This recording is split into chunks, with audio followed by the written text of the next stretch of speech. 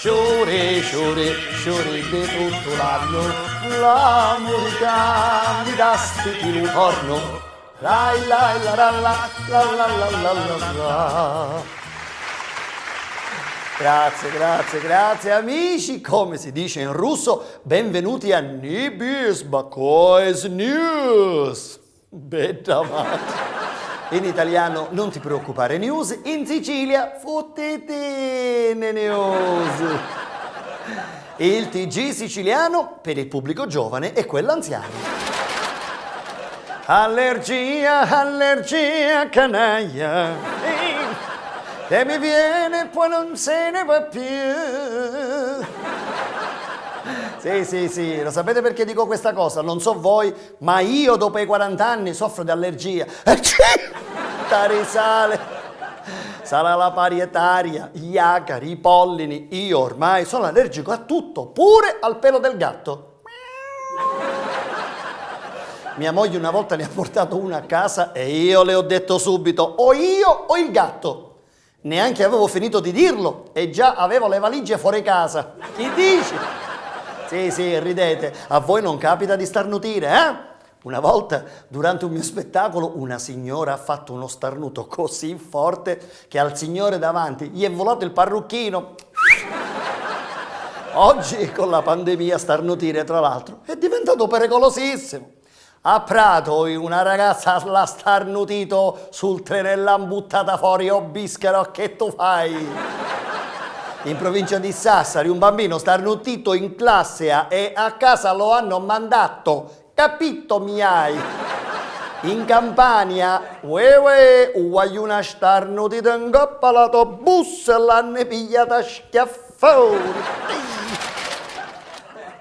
Una volta quando starnutivi ti dicevano salute e tu come un cretino ci dicevi che se ne va. E poi non lo so, questa cretinata che facevo. Oggi starnutisci e ti picchiano a bastonate. Però ci sono anche dei lati positivi. Se vai alle poste e c'è la fila, bastano 3 starnuti e la fila svanisce. 2 settimane fa in banca in provincia di Catania, mentre 2 ladri facevano una rapina, il direttore ha starnutito. Oh, i ladri sono scappati terrorizzati. Mare forza, scappavo. Una signora in provincia di Caltanissetta, dopo aver fatto la spesa, ha avuto un attacco di allergia. Oh, l'hanno fatto uscire senza pagare di corsa. Uviri, con uno starnuto ci viene la spesa gratis. Ci sono 3 tipi di starnuto. Quello finto, che tu li vedi che fanno mi è passato. E tu stai là preoccupato e ci passo. Quello al silenziatore, quelli che fanno sì. E poi c'è chi no alla siciliana che partono ciao. L'unica cosa che non dovete fare mai è bloccarlo. Pensate che lo starnuto produce un getto d'aria che va dai 60 ai 300 km orari, più veloce di una Ferrari. Ciao. Produce in media 30.000 goccioline di saliva e muco, praticamente un piccolo acquazzone.